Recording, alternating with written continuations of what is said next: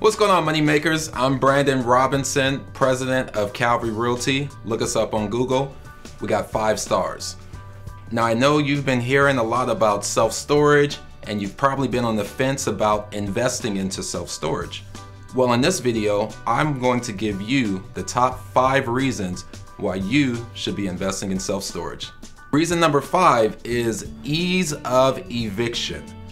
Unlike investing in residential homes or in apartments, kicking a person out of a storage is relatively easy and inexpensive.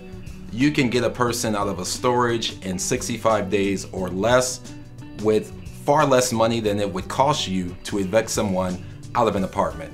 Kicking someone out of a storage is not a lengthy process where you have to go to court, pay thousands of dollars to get an attorney involved. You simply give out 2 notices. You post an ad in the paper that you're going to auction off their unit. You auction the unit. Once the materials are out of the unit, you sweep it, rent it to the next person. So ease of eviction, that's reason number 5 why you should be investing in self-storage. Reason number 4 is the ease of management. Managing a self-storage is just 1 or 2 people sitting at a desk guarding people's property in these small garage type of units, okay? I, for one, own a lot of residential, and within the past 5 months, we've had to replace water heaters. We've had to replace toilets. We've had to replace vanities. We've had to paint, replace carpet, all types of things that you don't have to worry about doing at a self-storage facility. At a self-storage, you're dealing with people's property. You're not actually dealing with people. So it makes it less management intensive, and your repair and maintenance budget is a lot lower running a storage than it is running a residential rental. Reason number 3 is there is no rent control in self-storage. In some areas, such as out here in California and counties like LA, you have a maximum amount to which you could raise rent on an apartment or on a residential unit, and you can only do it every couple of months. Also, when you're talking about something like office or retail, generally those leases have certain caps on how much you could raise rents. It might be the CPI, might be 3%, 4% per year, and also there are certain terms at which you could raise the rents. But when you're dealing with a storage that's just a month to month, you can technically raise rents every single month and not be subject to any type of penalties per your lease or any type of legal issues with the local and city governments. So that's reason number 3 why you should invest in self-storage: no rent control. Reason number 2 why you should be investing in self-storage is it is recession resistant. Meaning, in a recession, when people are losing homes or they're closing their businesses, where do you think they're gonna put their stuff? All the stuff that they have, they gotta put it somewhere, and they typically put it into self-storage.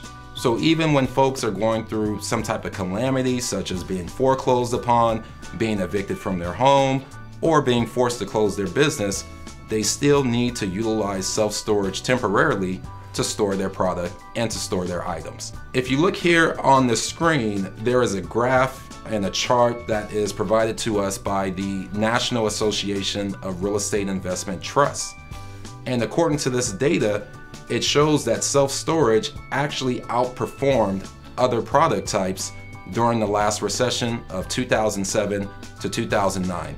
So reason number 2 to invest in self-storage is that it is recession resistant. And the top reason why you should be investing in self-storage is obviously for the money, the superior returns. When you look at these graphs that are here on the screen from the National Association of Real Estate Investment Trusts, you see that over the past 30 years, self-storage has really outperformed all other product types.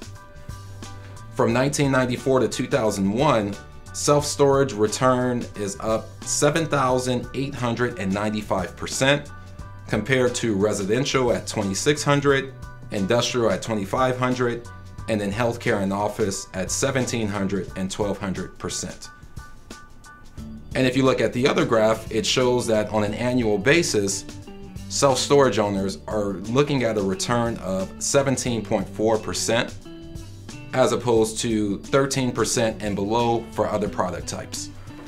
So there you have it. If you aren't convinced that you should have been investing in self-storage before, hopefully this video has convinced you to now get off the fence and start buying self-storage.